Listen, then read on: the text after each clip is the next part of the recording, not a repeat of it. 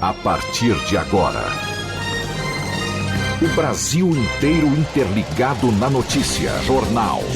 Conexão Nacional. Conexão Nacional. Os principais fatos, as principais notícias. Jornal. Conexão Nacional. O que acontece no Brasil e no mundo?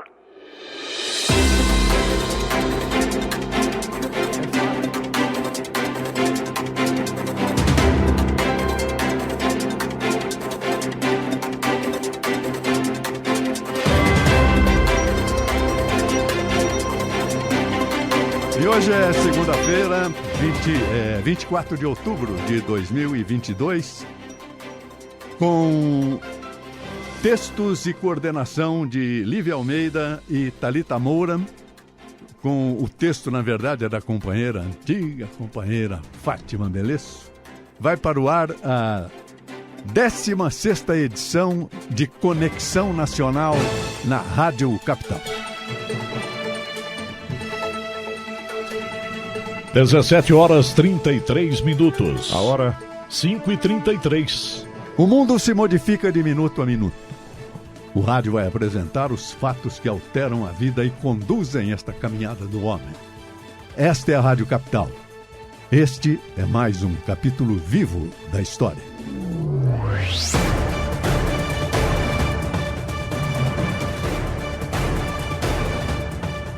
Muito bem, senhores. Nós temos manchetes hoje, não? Hein? Vamos então nas manchetes, nas vozes de Roberto Miller. É porque tem gente importante aqui do lado. O Roberto Miller e Antônio Freitas, manchetes de Conexão Nacional. Roberto Jefferson passa por audiência de custódia após atacar policiais com arsenal de guerra. O ex-deputado federal do PTB está preso e é acusado, inclusive, de tentativa de homicídio. Presidenciáveis falam sobre caso Roberto Jefferson. Lula relaciona a reação do ex-deputado a Jair Bolsonaro. O presidente nega a ligação e diz que Jefferson deve ser tratado como bandido. Evangélicos que não apoiam Bolsonaro se sentem rejeitados das igrejas neste segundo turno. E afirmam que o púlpito está sendo usado para pedir votos. Última semana de campanha, Lula tem o foco no Rio de Janeiro para reduzir a vantagem do presidente. Além de São Paulo, Minas Gerais e Rio de Janeiro, Bolsonaro vai à Bahia, 4º colégio eleitoral. Supremo vai julgar amanhã resolução que amplia os poderes do Tribunal Superior Eleitoral. Norma acelerou a remoção de notícias falsas das redes sociais e estabeleceu multa pesada. Preço médio do etanol sobe em 14 estados e também no Distrito Federal. De acordo com a ANP, o aumento foi de 2,31%, passando a R$ 3,54 o litro. O Brasil oficializa a indicação de Ilan Goldfein para o Banco Interamericano de Desenvolvimento. Ex-presidente do Banco Central pediu demissão do FMI para concorrer à presidência do BID. Reino Unido escolhe o primeiro-ministro mais jovem em 200 anos. Rishi Sunak, de 42 anos, é o terceiro premier britânico em 2 meses. Hoje é Dia Mundial de Combate à Poliomielite, com alerta sobre os baixos índices de vacinação. Em São Paulo, pouco mais da metade das crianças estão imunizadas contra a doença. Agora, 5h36. A hora 5h36. A farsa criada por Roberto Jefferson saiu do script antes planejado. É semana de decisão de Libertadores da América entre Atlético Paranaense e Flamengo no sábado, em Guayaquil.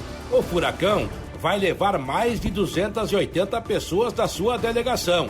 Já o Flamengo levará uma carga de 1 tonelada dividida em 3 aviões fretados. Pode isso? Jornal Conexão Nacional. Os principais fatos do Brasil e do mundo.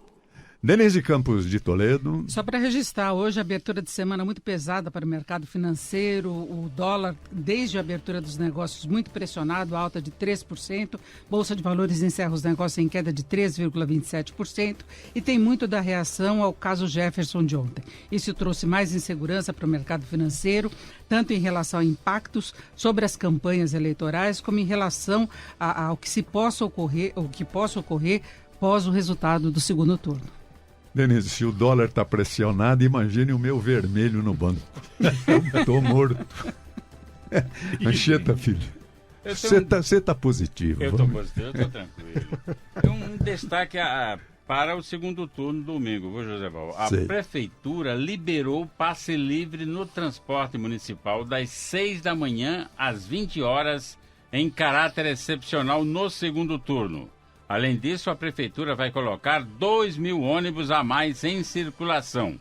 As catracas ficarão travadas, ou seja, a pessoa entra e sai pela frente. A decisão aconteceu após a vereadora e deputada federal eleita Érica Hilton, do PSOL, mover uma ação contra a Prefeitura pedindo a gratuidade. Na sexta, o Ministério Público do Estado se disse favorável à ação.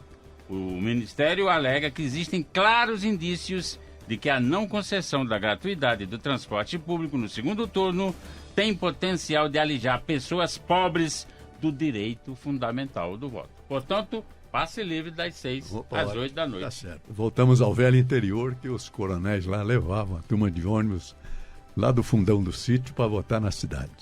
Não era cabresto não, né? Não, e dava um churrasco, né? Não era cabresto, é outro que é freio. Senhores, nós jornalistas temos um princípio fantástico, eu adoro essa profissão, é a imparcialidade. Eu sempre recebi, estava falando aqui para este senhor que não precisa apresentar, mas está do meu lado, que a gente recebia na nossa bancada, tanto o Eduardo Suplicy quanto o Dr. Ives Gandra, tanto a Luiz Erundina como o Delfim Neto, com a mesma dignidade. Então, isso é o nosso princípio aqui. Hoje está conosco, e outra, um dia o Serra veio aqui, estava comigo num programa, eu falei, e vendo a diferença de rádio e televisão, né, falei, é simples, Serra, você quer ver? Qual o seu projeto de governo? Você tem 1 minuto para falar. Acabou. E o rádio não, o rádio é solto, né? Fernando Haddad. Nós fizemos o convite, ele aceitou e está aqui conosco para falar no rádio sobre seu projeto. Muito obrigado pela sua presença, Haddad, aqui conosco. Obrigado, José. É um prazer te encontrar aqui, encontrar velhos amigos. Anchieta, filha aqui, Denise, Roberto. Prazer muito grande vê-los aqui e poder participar desse debate tão fundamental para o nosso estado de São Paulo, queridíssimo. Pode escolher o perguntador, o primeiro. Pode escolher a Denise, né, pô? Então, vamos lá. A única moça aqui presente. Tem que ser ela. Haddad, você tem ressaltado muito a questão da Sabesp, né? Inclusive em campanha contra a privatização. Agora, eu queria saber, no plano geral, em termos de gestão de todo o patrimônio, né, do estado de São Paulo, além dessa questão específica da Sabesp, a gente vê uma preocupação em aumento dos investimentos no estado, passamos por um processo de desindustrialização, São Paulo perdeu muito da força. Então eu queria saber, em termos de crescimento, não só a questão das estatais, mas assim, de investimentos em geral, a vocação de cada região, que a gente teve esvaziamento de algumas regiões do estado também, a região calçadista, por exemplo. Então, o que é mais importante, mais relevante para fazer São Paulo crescer de fato? Denise, essa questão da Sabesp, eu falo rapidamente sobre ela é importante pelo seguinte: você conhece o Alto Tietê, onde nasce o nosso rio Tietê. Quem está dando conta do recado lá é a Sabesp. Quem entrou em Guarulhos para fazer o saneamento daquela cidade, que é altamente poluente e está resolvendo, é a Sabesp. Quem está despoluindo o Rio Pinheiros é a Sabesp. Quem garante a tarifa social para a população de baixa renda é a Sabesp. E a Sabesp é uma empresa de capital aberto. Ela pode fazer tudo o que uma empresa privada pode fazer. Ela pode contratar, subcontratar, conceder, subconceder. Ela pode emitir ações, emitir debêntures, ela pode fazer parcerias público-privadas. Tudo ela pode fazer? Se ela tiver e tem uma boa governança, basta acelerar o passo para atender o marco regulatório atual. Então, a privatização, o Tarcísio, vamos combinar, o Tarcísio chegou agora, gente. Ele nem residência fixa tem em São Paulo. Ele tem um contrato de locação de gaveta com o cunhado dele. Nem tem recibo de aluguel, nem tem depósito bancário. Contrato de gaveta só para justificar perante a Justiça Eleitoral a mudança de domicílio eleitoral.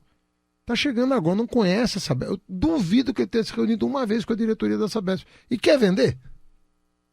Como é que você chega num lugar... Imagina, eu mudo para Bahia, eu sou candidato a governador da Bahia, com o apoio do Lula, que tem 70% dos votos lá, e começa a vender o patrimônio dos baianos. Mas eu queria até acrescentar uma coisa, até cortando um pouco da minha pergunta mesmo, porque tem uma boa parte do empresariado, em termos nacionais, que defende a privatização para a diminuição do tamanho do Estado. Há uma preocupação com corrupção, com aquelas vantagens que se levam em determinadas regiões, acordo com o prefeito e tudo mais, isso se pensando no âmbito do Estado. E no âmbito federal se cobra, até do governo federal, uma privatização muito mais acelerada. Aí a gente entra em outras questões, tipo Petrobras, não é? O correio da Eletrobras também. Então, a parte do empresariado tem medo dessa questão do inchaço da máquina estatal. Olha, então, qual o recado que você daria nesse sentido? Olha, nós tínhamos o Banespa, não temos mais. Nós tínhamos a Telesp, não temos mais. Nós tínhamos uma porção de empresas estatais em São Paulo, não temos mais. A ferrovia. Agora, a FEPASA não existe mais. Acabou. A nossa caixa não existe mais. Nada existe. O Banespa não existe mais. A Sabesp é diferente. Ela está lidando com um bem essencial.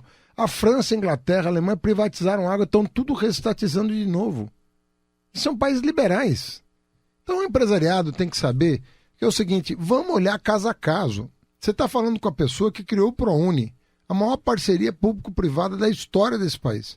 Eu não tenho preconceito contra o setor privado. Mas uma parceria foi boa. Eles deixaram de pagar imposto e nós demos bolsa de estudo para pobre, de baixa renda, que não tinha condição de pagar mensalidade. Mas eu, ao mesmo tempo, expandi a Universidade Pública Federal. Então nós não podemos ser binário, ou tudo para cá ou tudo para lá. A Sabesp é um patrimônio dos paulistas. E se tem alguém que não conhece a Sabesp, é o Tarcísio. Ele nunca pagou uma conta de água aqui, posso te garantir isso. Nunca na vida dele pagou uma conta de água em São Paulo. Então a gente tem que ter um pouco de humildade quando a gente... tô chegando agora, quero ser governador. Vem com humildade. Quero tirar a câmera dos policiais. Por quê? Se está dando certo. Vamos parar de vacinar. Por quê? Para voltar a pólio? Para voltar sarampo? Que diabo é isso, gente? Que diabo de programa de governo é esse? Vamos ter humildade. Está chegando agora, carioca, bem-vindo. Meu pai veio do Líbano em 1947. Foi bem recebido aqui. São Paulo recebe todo mundo bem. Agora, ele quer o primeiro cargo do Estado, o mais importante, e já quer ir vendendo o que é nosso, sem nem estudar o assunto.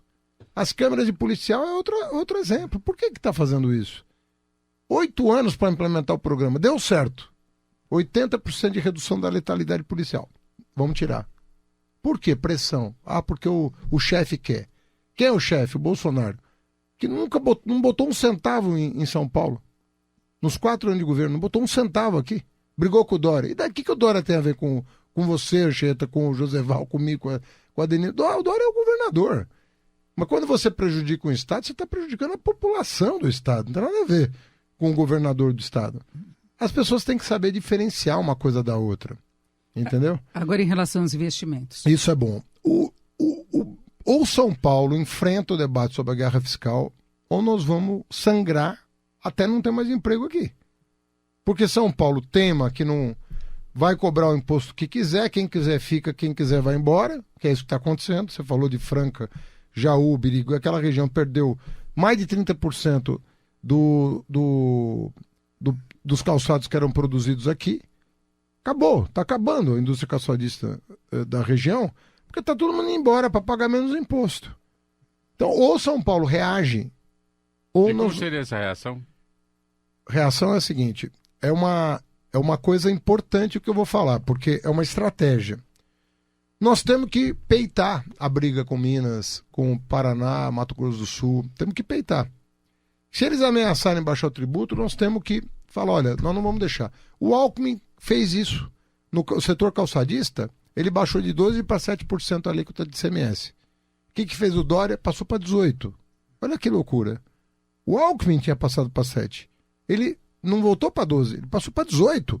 Resultado, os caras me chamaram lá e falaram, estamos indo embora, não tem condição. Vamos produzir em outro lugar. São Paulo tem que voltar a fazer essa política tributária de manter os empregos aqui. Por quê? Porque se São Paulo entrar na briga, o Congresso vai aprovar a reforma tributária.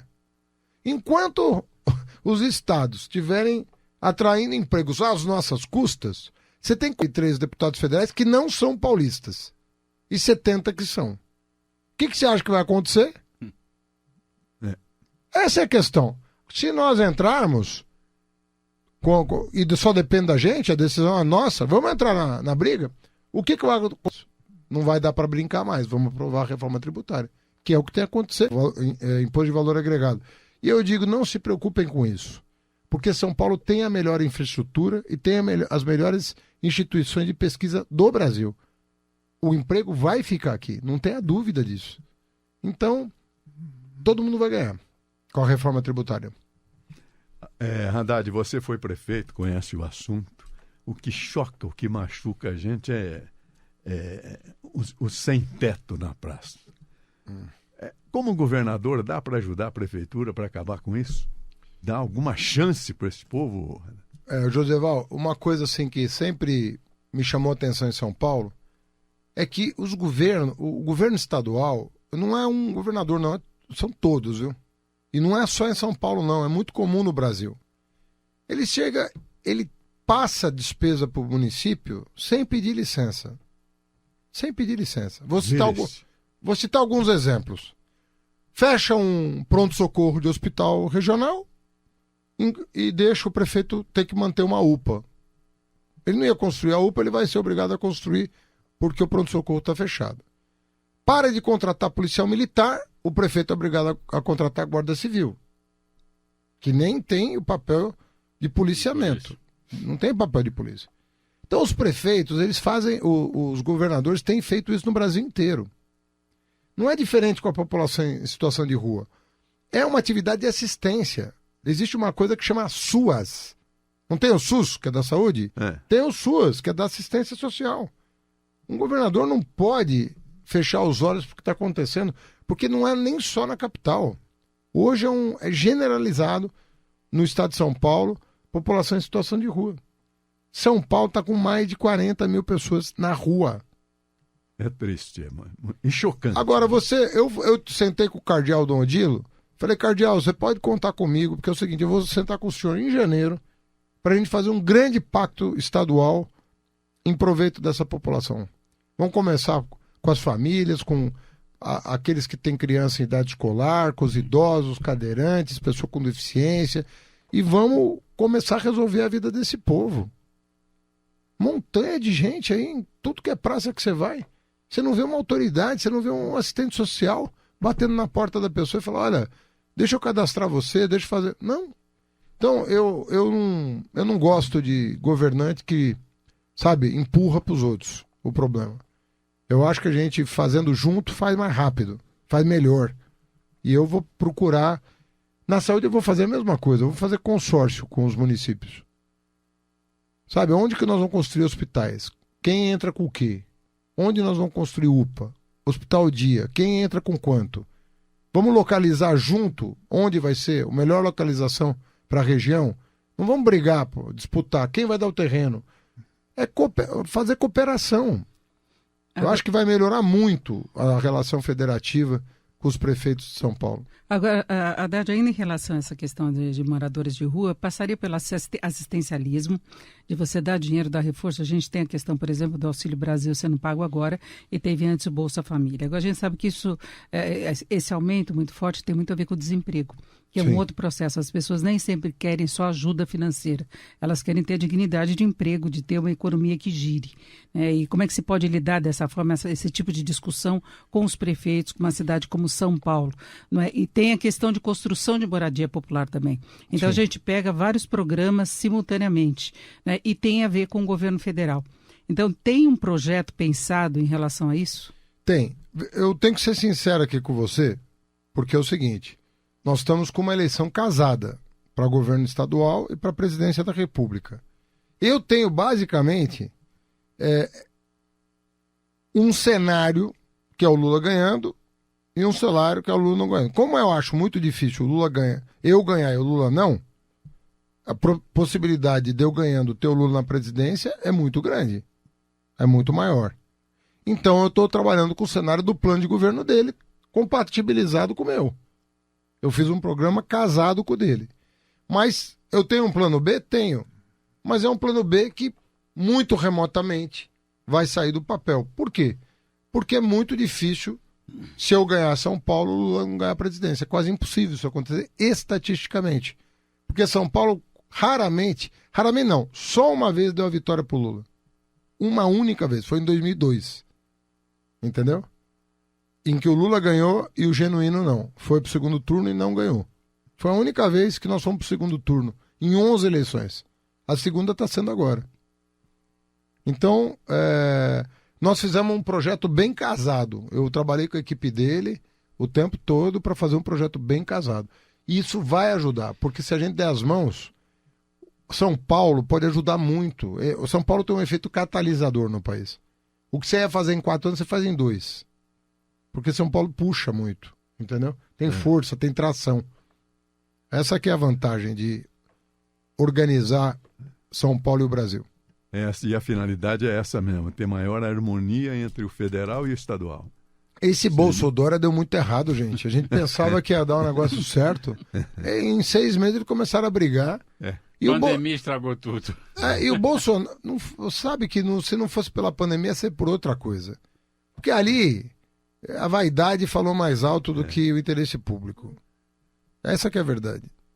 E político, é normal você ter ambição, você ter vaidade, é normal. Mas isso tudo tem que estar subordinado, sabe, a coisas mais importantes, né? Do que você se olhar no espelho e achar bonito. Pô, você tem um Estado para governar. Você tem gente esperando providências da tua parte. Então o Bolsonaro errou de confundir os paulistas com o Dória, sabe? Errou. Uma coisa é o governador, outra coisa é a população de São Paulo. Você vai fazer a população pagar a conta porque você não gosta do governador? É a mesma coisa que eu, governador, vou perseguir um prefeito? Vou perseguir uma cidade por causa do prefeito? Claro que não. Quando eu era ministro, eu conveniei com os 645 municípios paulistas. Nunca perguntei, Anchieta, de que partido o prefeito era. Nunca.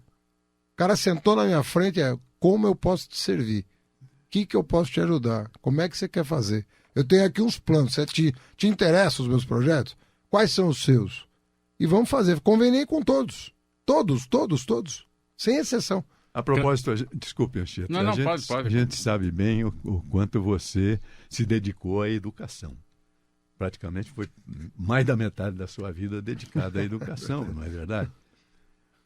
Há um problema terrível com a educação dos nossos jovens por causa da pandemia. É verdade. Você tem alguma saída para isso? Hein? Um atraso fantástico. Não, terrível. Olha, eu tenho uma obsessão desde da época do Ministério, que é o seguinte, eu gosto de mexer com as coisas. Falei para você que eu não gosto de ficar empurrando o problema para os outros. O único problema que eu não consegui puxar para minha mesa foi o ensino médio. Por quê? Porque é uma atribuição exclusiva de governador. E governador acha que é mais que ministro. E não ia lá, não aceita, assim, acha que é ordem. E não é ordem, é parceria. Mas o governador é um bicho que se acha importante, viu? Então, o ensino médio, você pode perceber que foi o que menos evoluiu. A creche no Brasil evoluiu demais. A pré-escola foi universalizada. O ensino fundamental, o IDEB cresceu tanto do Fundamental 1 quanto do Fundamental 2. A universidade, os pobres chegaram na universidade, saímos de 3 milhões e meio, fomos para 8 milhões e meio de estudantes. Onde está o buraco? No ensino médio. E é uma etapa das mais sensíveis. Fundamental. Das mais sensíveis. Por quê? Por causa da idade que o menino está. É a idade 15 a 17. Pô, é ali que está o ganho e o perigo. Se você trabalhar legal... Porque, sabe que eu tinha um amigo neurologista que falava o seguinte, Adani, 0 a 3 é hormônio saindo para todo lado. A criança quer sobreviver. E 15 a 17 é a mesma coisa. É hormônio saindo para todo lado. Então, a energia da criança de 0 a 3 e do jovem de 15 a 17 é brutal. É expansão plena. Você tem que canalizar essa energia para a vida, para a produção, para a criação, para o desenvolvimento intelectual, para o desenvolvimento afetivo, porque é pura energia. Então, uma área central. O que eu quero fazer com o ensino médio paulista? Eu quero que o jovem paulista saia com uma certificação profissional. Se ele quiser fazer a universidade bem, melhor.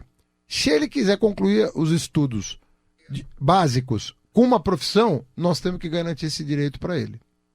Como é na Alemanha, como é no Canadá, como é na Austrália. É assim. Como é que você faria isso? Você botaria técnicos ensinando lá dentro do ginásio?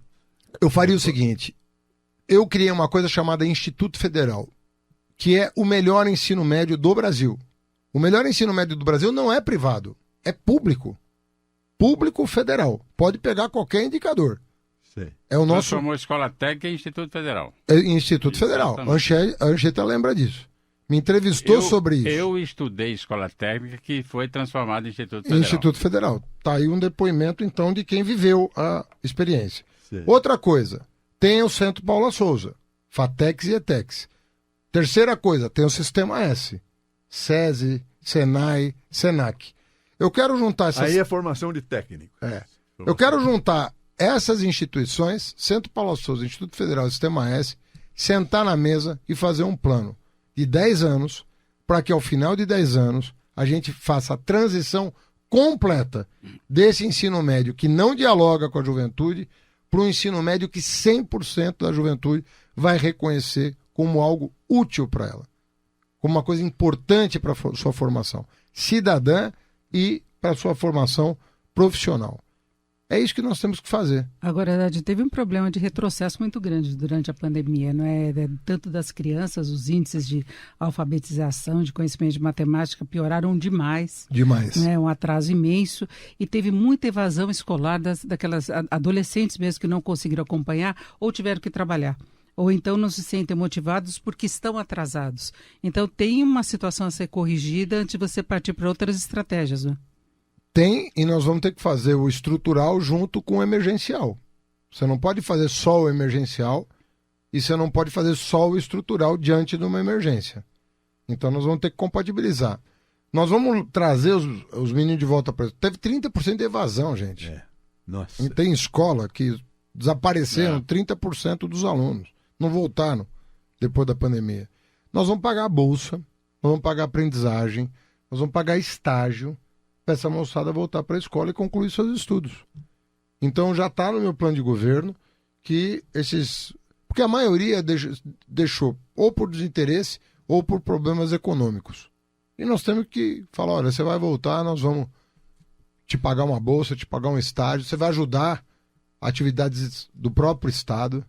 Se você tiver um talento, você vai ajudar o Estado e nós vamos garantir a conclusão dos seus estudos. Ou vamos pagar simplesmente uma poupança, porque tem casos que a pessoa não tem condição de ter uma atividade e ela vai precisar de fazer... Um governador... Há dinheiro para isso? Não é... Olha, não é...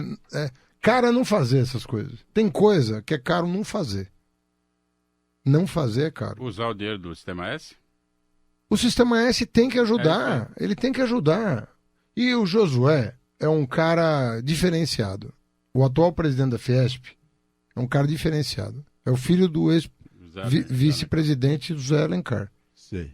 E eu acho que ele tem uma cabeça muito moderna. Muito moderna. Ele é um empresário de ponta. É um empresário realmente de vanguarda. O industrial paulista veste essa camisa pública para ajudar, não? A Fiesp?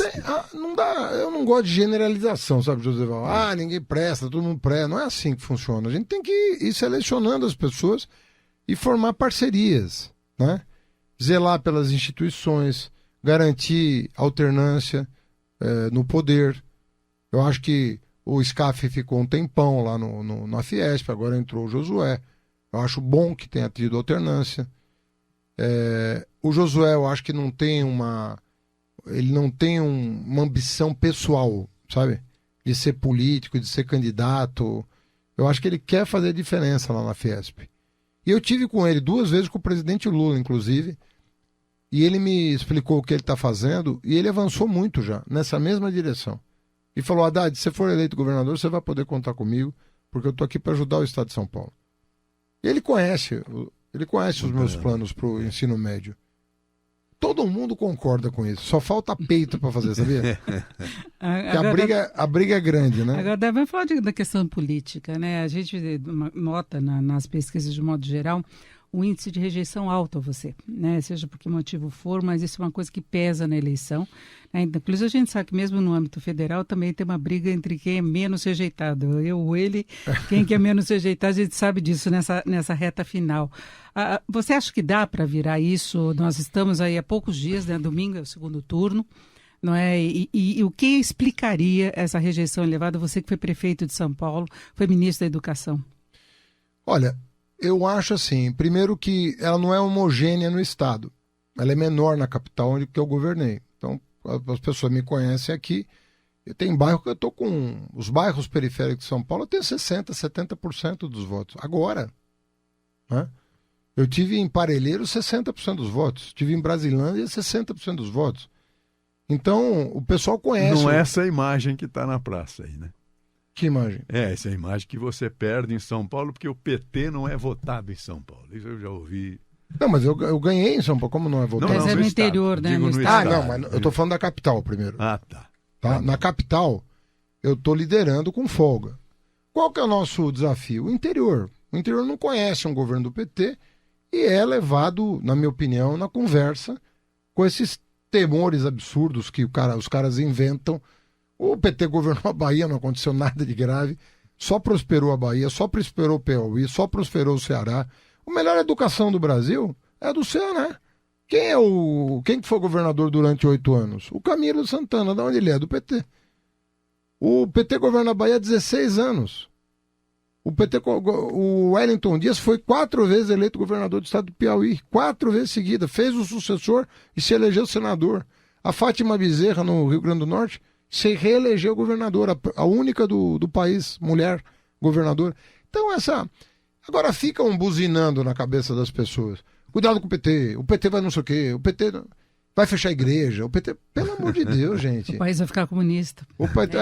Então essa conversa fiada, tem gente que entra, recebe no zap do tio e acha que é verdade. Hoje o maior inimigo do progresso no Brasil é a mentira. Nós estamos sendo vítima da mentira. Em vez de discutir o que é sério, outro dia passou não sei quanto tempo um cara me entrevistando sobre banheiro unissex. Falei, querido, eu não sei nem do que você está falando. E ideologia de gênero? Eu falei, eu nem sei o que isso significa, porque eu fui 7 anos ministro, não tem um documento do MEC com essa expressão. Mas é um carimbo que ficou no PT. Muita gente fala de ideologia de gênero. E o que é? Essa questão de ensinar na escola. E o que é isso? Então... Que eu passei 7 anos no MEC. Eu fui a maior autoridade do país em educação durante 7 anos. Eu recebi título de doutor honoris causa de 10 universidades. Título de doutor honoris causa, por causa do meu trabalho na educação. E não sei do que estão falando. Então, mas na carta aos evangélicos, o Lula teve que tratar dessas questões, né? Claro. Explicar a questão do banheiro, que claro, não seria comum tudo isso. Do mesmo jeito que então, eu tive que falar... Então tem essa resistência, né? Claro, mas é uma resistência criada artificialmente. Imagina aquela... Eu até rio de lembrar que alguém pudesse acreditar naquela mamadeira cuja foto circulou na eleição de 2018. Que é aquela mamadeira? E circulou no zap de todo mundo. Quando eu vi aquilo, eu falei, gente, alguém vai acreditar numa loucura dessa? E o cara, todo mundo acreditando nessa loucura aí. Eu falei, mas não é possível. Eu fui ministro 7 anos. Como é que um cara... Se eu fosse um desconhecido, bom, quem é esse cara? Tá querendo ser ministro? O que ele pensa? Mas depois de 7 anos no ministério, alguém pode imaginar que alguém vai acreditar naquilo? E acreditaram. Teve gente que acreditou. Candidato, o tempo está esgotando, mas eu queria saber do senhor a sua opinião sobre a Cracolândia. Há teorias diferentes, a questão de internação compulsória, política de diminuir danos, né? Qual a sua opinião sobre Cracolândia? Anchieta, não tem teorias contraditórias. Isso aí é para quem quer levar a população a erro. O que existe são situações diferentes. Vou dar 2 exemplos extremos para a gente se entender. Vamos supor que uma pessoa está na Cracolândia e ela está colocando em risco a sua própria vida ou a vida de terceiros. Justifica-se a internação compulsória. Está na lei. Vai lá, um médico lauda e fala, esse cara vai se matar ou vai matar alguém. Interna. Isso é absolutamente legal. Está na legislação brasileira. Outro caso. A pessoa consome droga, não é traficante, e está disposto a entrar num programa. Por exemplo, o que eu criei. Teto, tratamento e trabalho, frente de trabalho. Nós oferecemos um teto, um alojamento absolutamente humilde, mas para a pessoa se abrigar, sair da rua. Referenciei ela num centro de apoio político psicossocial, chamado CAPS, álcool e drogas, e abri uma frente de trabalho, porque essa pessoa não vai conseguir um emprego, não tem condições de trabalhar 8 horas por dia, não tem nem saúde para isso. Mas ela consegue varrer rua, ou fazer uma jardinagem, ou fazer uma carpintaria, ou pintar um banco de praça, pintar uma escola. Ela consegue se dedicar 1, 2 horas no primeiro mês, dali a 2 meses ela passa para 3 horas por dia, dali a 6 meses ela passa para 4 horas por dia. Isso chama redução de dano. Você vai falar, você é a favor da redução de dano ou da internação compulsória? A pergunta está errada. Para quem? A maioria das pessoas melhora com redução de dano. Mas tem casos... Cada situação é diferente. É lógico, tem casos que você vai ter que internar. Tem casos que a pessoa pede para se internar e o médico avalia, e às vezes é chamada internação voluntária, a pessoa está pedindo. Tem casos que é compulsória, a pessoa não quer e tem que ser internada. E tem outros casos que é redução de dano. Você não vai internar todas as pessoas que consomem droga, porque é muita gente.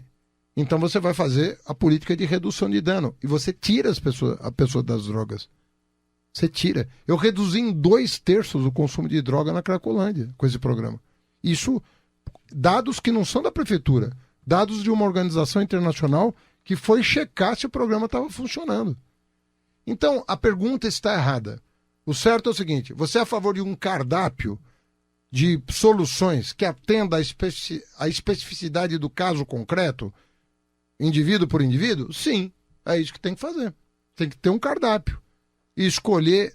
É a mesma coisa, você está doente, o médico vai te dar o remédio de acordo com a gravidade da sua situação. Não vai dar o mesmo remédio para todo mundo. Agora, é a questão dos traficantes, que agora são um dos alvos de toda essa movimentação que houve na Cracolândia, a última tentativa, e eles chegaram a prender muita gente que se escondia através dos moradores lá da Cracolândia. E isso existe de fato, né? A gente tem mini Cracolândias pela cidade, eu já consegui observar aqui na região da Paulista, por exemplo, eles vendendo droga. Lá monta uma barraquinha e fica vendendo. Com certeza. Então, não tem que haver uma ação de inteligência também para se tentar coibir isso? Tem, mas isso aí a prefeitura não conseguia fazer, porque ela não tem polícia nem militar nem civil. A prefeitura tinha um programa para atender o usuário, mas a polícia civil e a polícia militar tem a obrigação de fazer isso. Né? Exatamente o que você está falando. E uma das coisas mais terríveis, Denise, é a falta de investigador. Porque quando você prende uma pessoa em flagrante como essa pessoa, se você não tiver um investigador acompanhando o caso para chegar no aliciador, para chegar no receptador, para chegar no traficante, no andar de cima da criminalidade, você vai continuar enxugando o gelo. E você entrou bem, né? A receptação também é triste. É triste, porque prendeu o ladrão do celular. É importante prender o ladrão do celular, mas se você não prender o receptador... Ou alguém vai roubar outro celular para vender pro cara. Haddad, nós estamos chegando ao fim. Eu não quero encerrar sem uma pergunta para mim. Imagine. Você é meu veterano da São Francisco, você pode tudo. Pode perguntar qualquer coisa. Será que passou trote, hein? Agora não, eu estou muito depois dele. Eu perdi essa oportunidade, né? Eu acho que teve Haddad, pendura junto. Você, governador, eu vou conseguir pescar um bagre no Rio Tietê, aqui em São Paulo? Depende do lugar do rio. Mas no Pinheiro você vai. O Rio Tietê é muito... Você sabe que ele tem... Ele vai bater no Paraná. Ele é muito extenso. Ele vai bater no Paraná. Então ele é muito extenso e tem muito lugar que você pesca no Tietê já. Né? Aqui na região metropolitana é mais difícil por quê? Porque a Sabesp só começou um trabalho sério de limpeza, de limpeza e de conexão do esgoto e tal, sobretudo no Alto Tietê, Guarulhos, agora. O esgotamento de Guarulhos não era da Sabesp. Era 100% no Rio Tietê. Era 100%. Agora que está sendo feito um trabalho. Então, para você despoluir o Tietê aqui na capital, vai demorar. Mas a mancha de poluição, ela vai ficar cada vez menor. Está encurtando. Já o Pinheiros, que é quase um rio artificial, né? Porque ele foi todo canalizado ali. Ali você consegue fazer um trabalho mais rápido. Então, você vai pescar no Pinheiros, em primeiro lugar, ou no Tietê, a uns 100 quilômetros da capital. Mas no Pinheiros você vai conseguir pescar, sim. Mestre, qual é o restante da campanha do dia hoje? Que eu devo que você está arrebentado no seu tempo. Não, eu tô indo para a PUC agora, que vai ter um ato lá. A gente sempre encerra a campanha na PUC, né? Tem um ato histórico ali, porque lugar de resistência democrática e tudo mais, né? E ali é palco de artista, de cientista, de militante, de tudo, né? Então a gente sempre faz um ato lá, nós estamos indo para lá. Já fiz sabatina hoje na CBN, já dei entrevista para o Alto Tietê, já fiz muita coisa. Já fui no Hospital das Clínicas aqui de São Paulo, no Quarteirão da Saúde, lá, discutir o complexo da saúde como atividade econômica, porque nós podemos expandir o nosso PIB por meio de investimentos em saúde. O PIB cresce. Sabe que 17% do PIB americano hoje é só saúde. Isso equivale a mais do que o Brasil. É um Brasil de saúde, em termos de produção. Então nós temos muito o que fazer para produzir insumos, para produzir equipamentos. Nós podemos fazer muita coisa boa na área da saúde. Eu teve uma conversa muito boa lá, sabe? E quinta-feira tem o debate. Espero que o Tarcísio apareça. Você sabe que depois do debate da Band, ele ficou preocupado. Ele falou, como é que eu vou ter que me explicar? Eu quero ser governador sem ter que me explicar. Entendeu? Eu quero pegar o rabo de foguete do Bolsonaro. Tô chegando agora.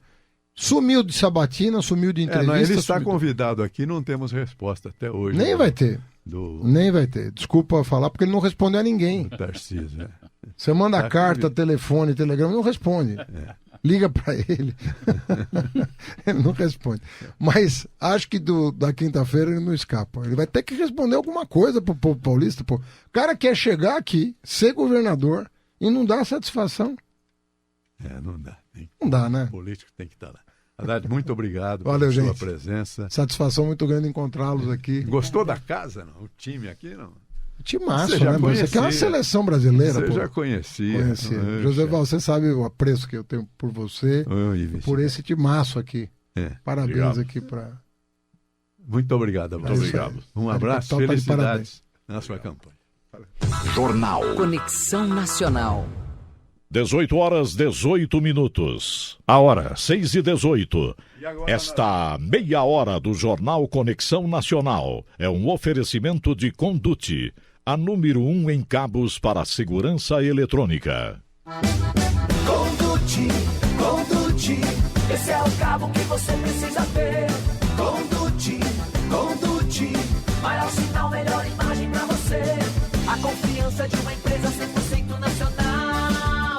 Há mais de 25 anos fabricando cabos especiais de alta qualidade com tecnologia de ponta a ponta. Conduti Cabos Especiais, a número 1 em cabos para segurança eletrônica. Conduti. Jornal. Conexão Nacional. Muito bem, agora uma explicação para os nossos ouvintes, fundamentalmente para os nossos ouvintes. Os senhores viram a entrevista, uma entrevista solta, coisa do rádio, né? Má vontade, o candidato expõe tudo. Nós estamos aguardando a resposta do senhor Tarcísio de Freitas para fazer também com ele a mesma entrevista com o mesmo tempo aqui na Rádio Capital. Porque o destino do jornalismo é esse, é esclarecer e em cima da verdade de cada lado. A verdade sempre tem dois lados e nós queremos os dois lados da verdade. 6h21 agora. A hora 6h21. Nas vozes de Roberto Miller e Antônio Freitas, destaques de Conexão Nacional.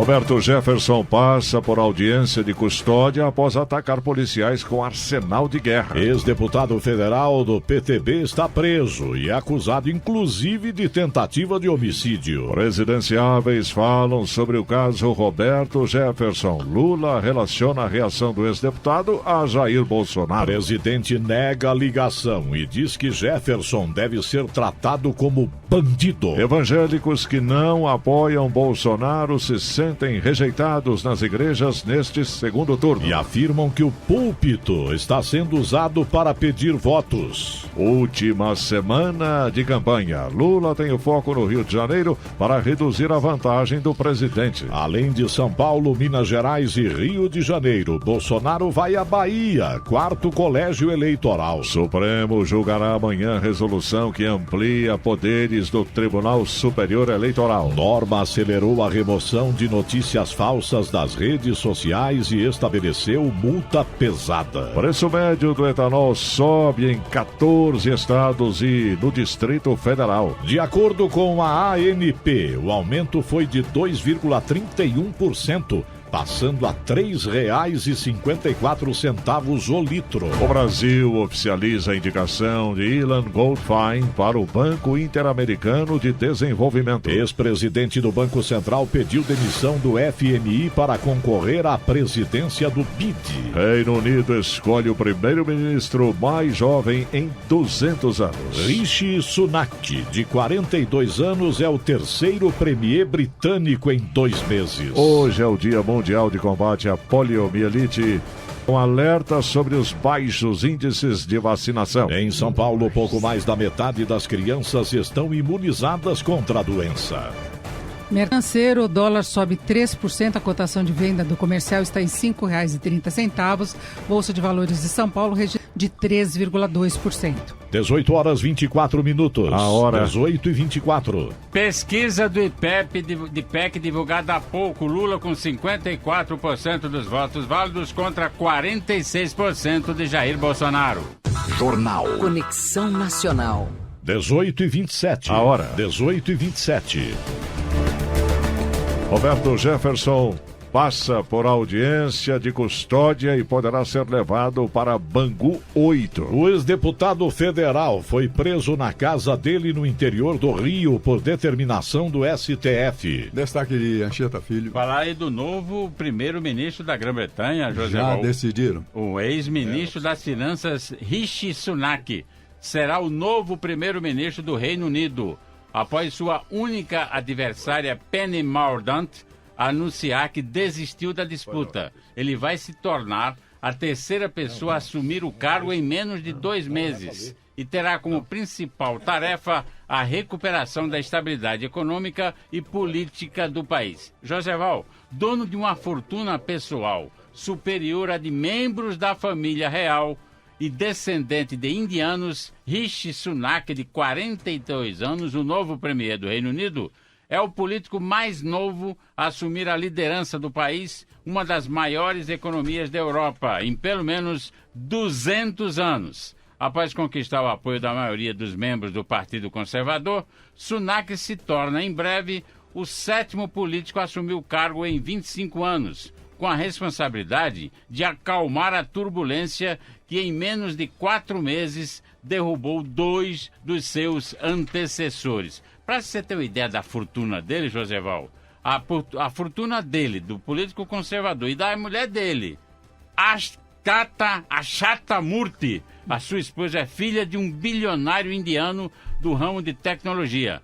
A fortuna de 730 milhões de libras, ou 4,3 bilhões de reais. Só para você ter uma ideia, viu, Denise? Você que gosta tanto de dinheiro, é o dobro da fortuna do rei Charles e da Camila Parker Bowles. Acho que não vai se envolver em corrupção, né? Imagino. Não, ele foi muito festejado e tal, mas como pisou na bola, na época da pandemia, estava naquela festa do Boris Johnson. Ele esteve na festa, que aliás o que derrubou o Boris Johnson foram as festas, né? Não foi exatamente a gestão da economia, porque eles tiveram um trabalho importante também de dar auxílio para a população para fazer frente ao fechamento de atividade que era necessário. Foi um dos países que mais sofreram inicialmente com a pandemia, com morte de pessoas, e ele agiu nesse sentido de segurar a atividade econômica, inclusive retomada do crescimento, e lá no Reino Unido coincidiu com os efeitos do Brexit, que eles se separaram da União Europeia, ele apoiou o Partido Conservador,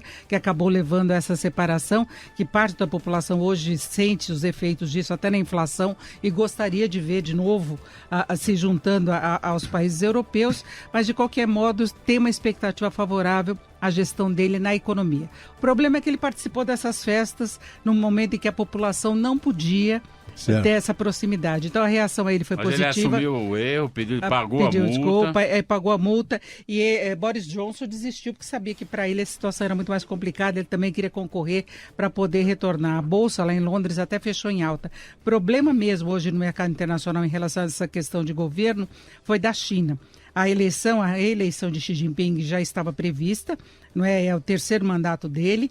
O problema é o perfil do novo comitê permanente do Politburo, que na avaliação dos especialistas pode ter agora uma política mais focada em ideologia do que em avanços econômicos. E isso é bastante preocupante. Tem sido o tema central lá, inclusive do Xi Jinping, é o Partido Comunista. Exatamente. Ponto e pronto. E Hong Kong, hoje, a Bolsa, para você ter uma ideia, caiu 6,36%.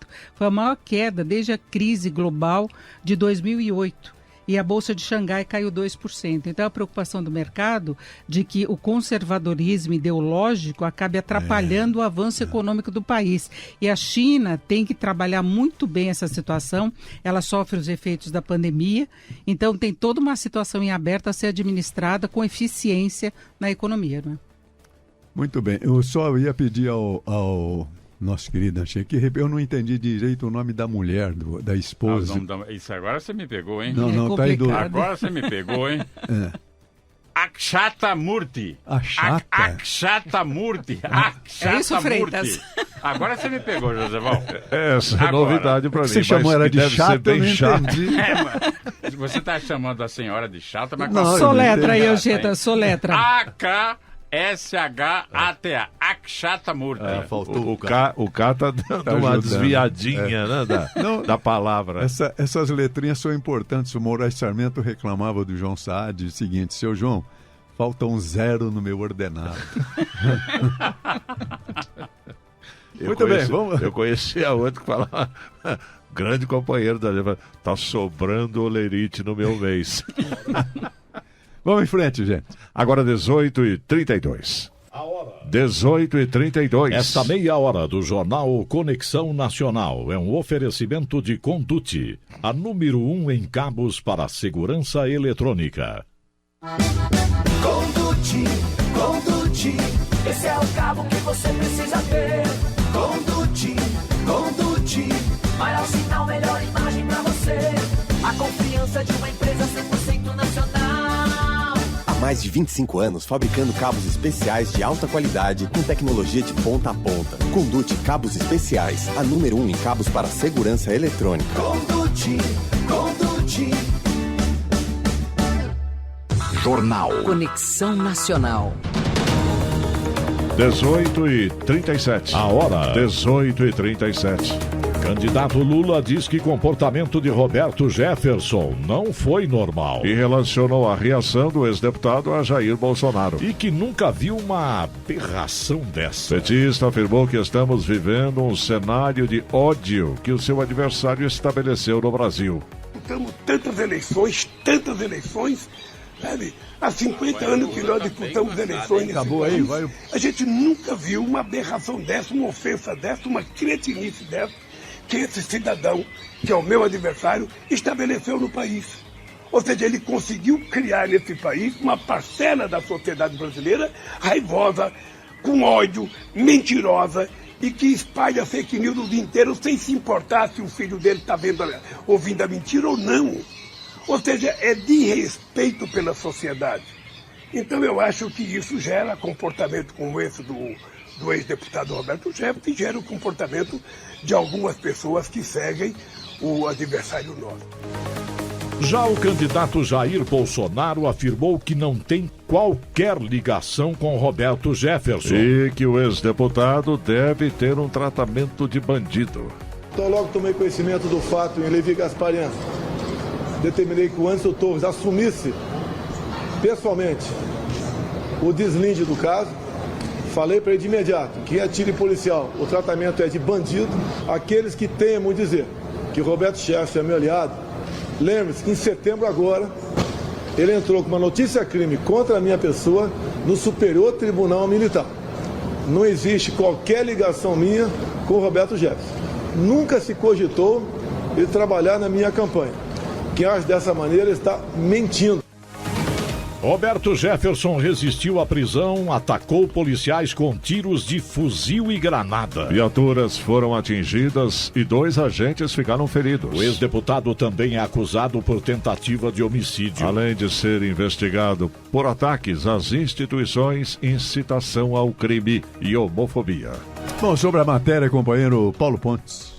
Amigos, a cena vivida ontem no Rio de Janeiro foi, como disse o próprio presidente da Câmara, Arthur Lira, o pico do absurdo. Roberto Jefferson, presidente de um partido que elegeu 10 deputados federais no Brasil inteiro. Nenhum senador, nenhum governador, ou seja, um partido morto, ex-presidiário, reagiu com tiros de fuzil e granadas à ordem da prisão do Supremo Tribunal Federal. Alguns conseguiram ver inconstitucionalidade na prisão de Jefferson por ele não ter foro privilegiado. Ocorre que ele faz parte de uma ação que envolve o presidente da República, das fake news, e que não foi desmembrado. Portanto, tudo em ordem.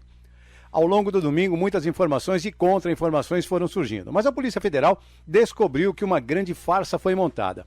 Roberto Jefferson chamou a ministra Carmen Lúcia na última sexta-feira de prostituta arrombada, entre outras coisas, exatamente para provocar a prisão.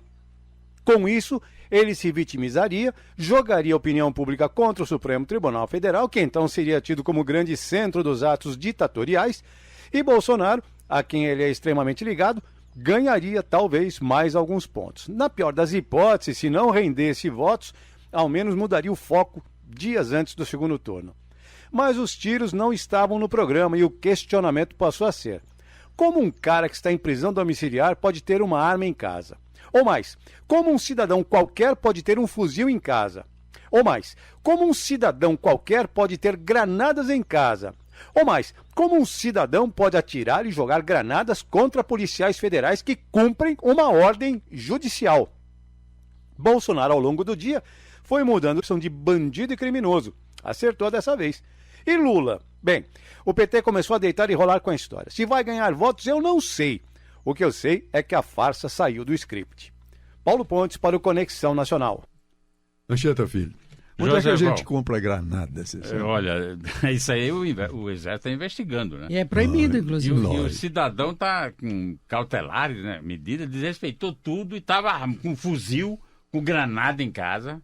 Pelo amor de Deus. Reagiu à prisão. Loucura, né? Reagiu. Não, e quase atingiu 2 pessoas, né? Ele falou que foi estilhaço, foi sem querer. Que ele falou que não foi direcionado. Granada. Ele disse que ele mirou. Granada eu não sei, mas pif-paf eu te falo de vez. Assusta. Mas ele já vai ser denunciado por homicídio culposo. 4 homicídios. Tentativa, né? 4 tentativas. E esse sem querer, atingiu sem querer, merece uma pequena observação. Há uma grande diferença entre o crime culposo e o doloso. O crime culposo o médico comete.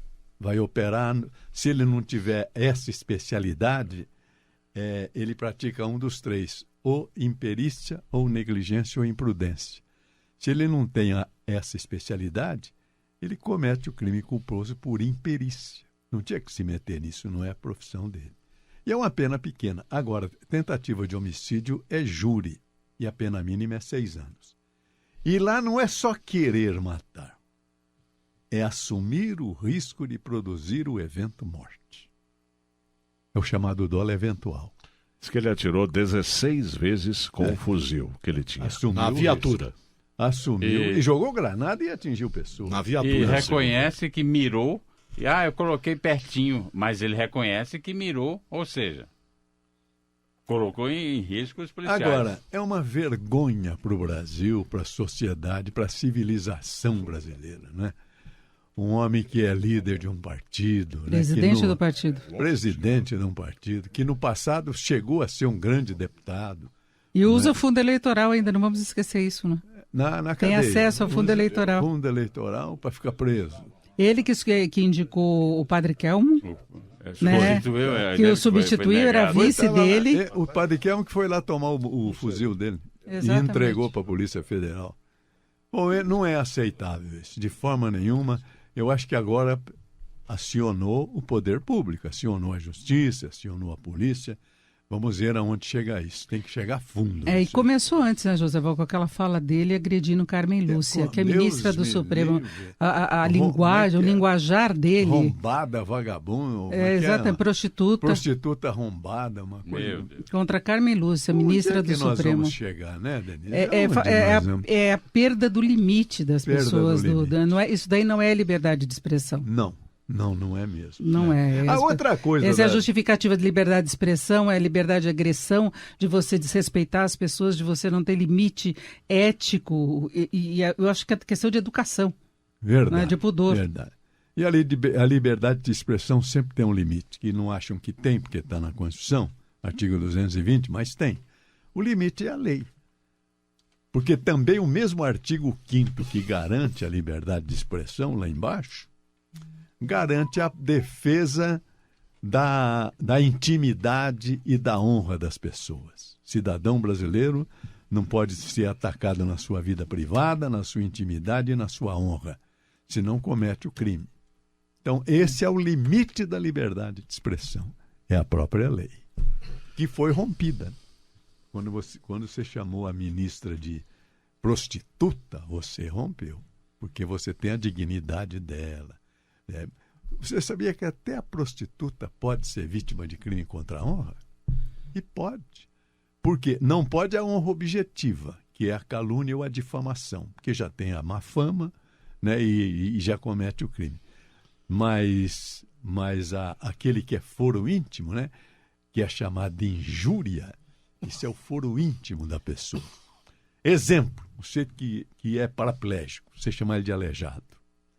Você não cometeu nem calúnia nem difamação, mas você cometeu a injúria, porque se atingiu a dignidade da pessoa que é deficiente.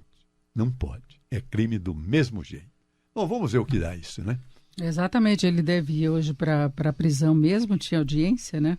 E ele não vai, de audiência de custódia, ele certamente não vai sair. O Brasil está estarrecido, essa aqui é a verdade. Rádio Capital, Conexão Nacional, 18h46. A hora? 18h46. Esta meia hora do jornal Conexão Nacional é um oferecimento de Conduti, a número 1 em cabos para segurança eletrônica. Jornal Conexão Nacional. Olha a hora, 10:07. A hora, 10:07. Agora, o esporte. Nacional da Rádio Capital, uma semana de muita importância política para o nosso país e também para o futebol sul-americano, envolvendo 2 clubes que jogam amanhã pelo Campeonato Brasileiro. O chamado Furacão recebe em Curitiba o Palmeiras, que pode até ser campeão nesse meio de semana. Eu não acredito muito, já que ainda os outros adversários que podem chegar matematicamente jogar na quarta-feira. Corinthians vai enfrentar o Fluminense em casa. Se vencer, continua matematicamente com alguma chance. E o Internacional recebe o Ceará em Porto Alegre. Não creio que vá perder. Mas se o Palmeiras vencer o Atlético Paranaense, pode dar sim a volta olímpica oficial antes do fim de semana, antes das eleições. Acredito que o título será confirmado oficialmente no jogo do dia 2 de novembro, no Allianz Parque contra o Fortaleza. Enquanto isso, a Libertadores começa a mexer com Flamengo e Atlético Paranaense. O Atlético vai levar 282 pessoas em voos fretados para o Equador, entre jogadores, parentes, familiares da comissão técnica, convidados, enfim, que serão espalhados em 3 hotéis da cidade equatoriana. Há vários detalhes que são observados por Luiz Felipe Scolari e sua comissão técnica para nada dar errado. Todo mundo sabe que a Arena da Baixada, estádio do Atlético aqui no Brasil, ao lado do Allianz do Palmeiras, é o único estádio que tem gramado sintético. Mas o gramado de Guayaquil não é sintético. Por isso que o Atlético já reservou um gramado normal, um gramado de grama natural, para não ter nenhum problema e fazer os seus treinamentos de véspera para a decisão com o Flamengo. que por seu turno vai fretar 3 aviões, vai levar 50 quilos de feijão, deve ser feijão preto, né? Carioca gosta, 30 quilos de farofa, mais goiabada e goma para fazer tapioca. Esse é o Flamengo cuidando de todos os detalhes e que vai levar uma carga de 1 tonelada para o Equador. São detalhes que não entram diretamente no gramado, mas que podem ajudar numa decisão. E na decisão vale tudo para tentar vencer. O prêmio é bom e depois o time ganhador vai disputar o Mundial de Clubes da FIFA. Falamos de futebol aqui no Conexão Nacional da Rádio Capital. Jornal Conexão Nacional. A sua saúde. Dicas para uma vida melhor. Com Dr. Alfredo Salim-Elito.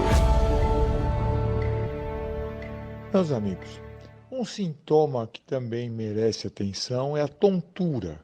A pessoa que já teve uma tontura sabe.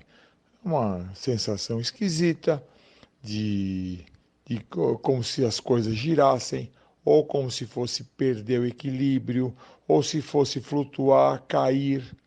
Isso aí sempre tem a ver, a maioria das vezes, com labirintite, com algum distúrbio no labirinto, que é a estrutura que fica dentro dos nossos ouvidos, que dá o equilíbrio para a gente. Por que nós não caímos para os lados, para trás? É por causa do labirinto. Quando esse labirinto se altera, pode provocar tontura, náusea, vômito, sensação de queda ou ter uma queda.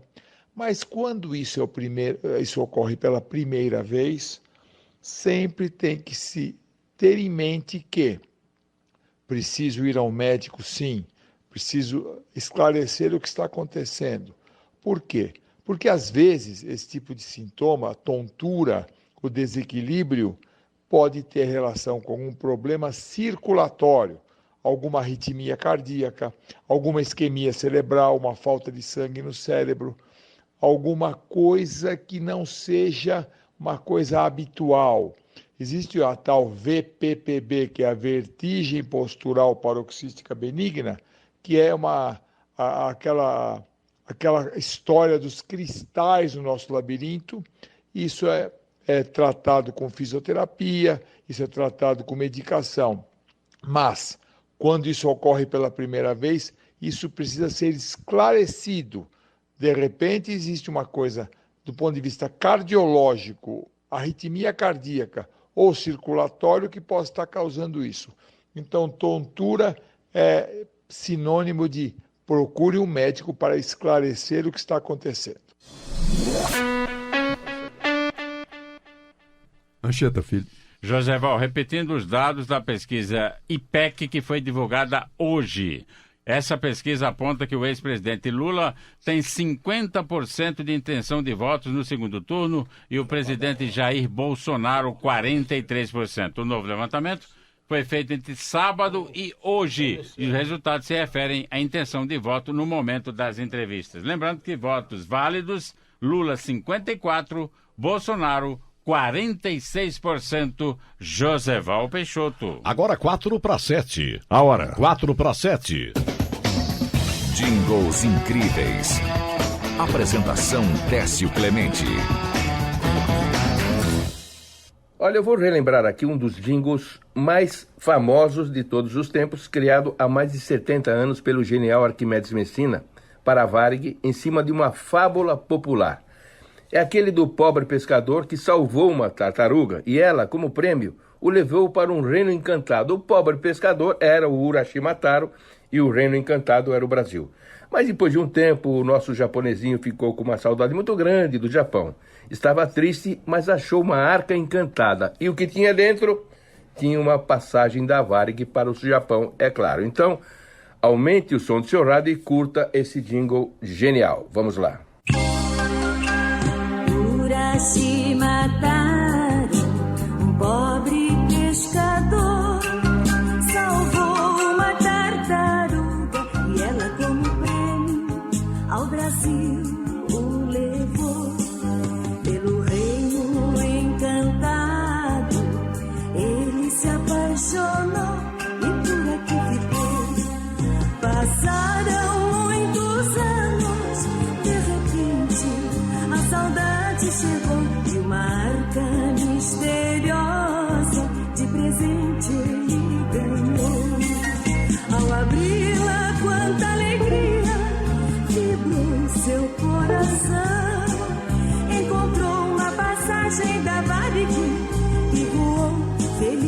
precisa ter.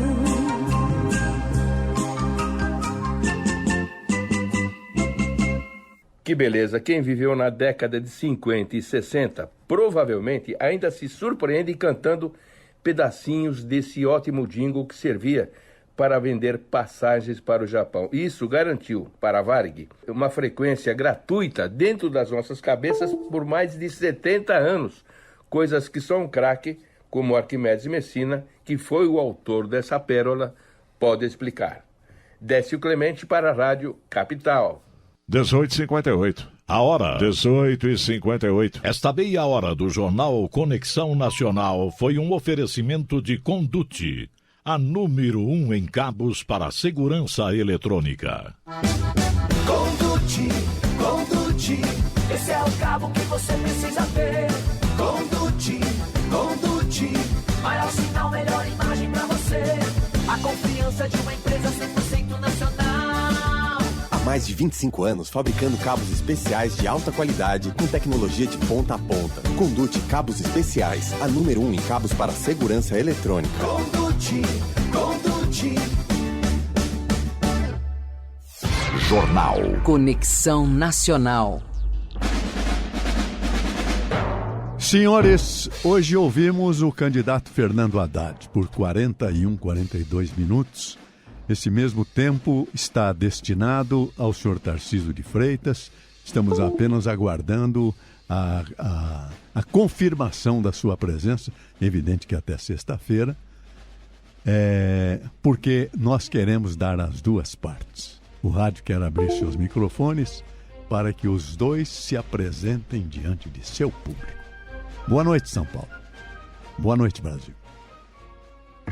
Você ouviu Jornal Conexão Nacional. Os principais fatos do Brasil e do mundo.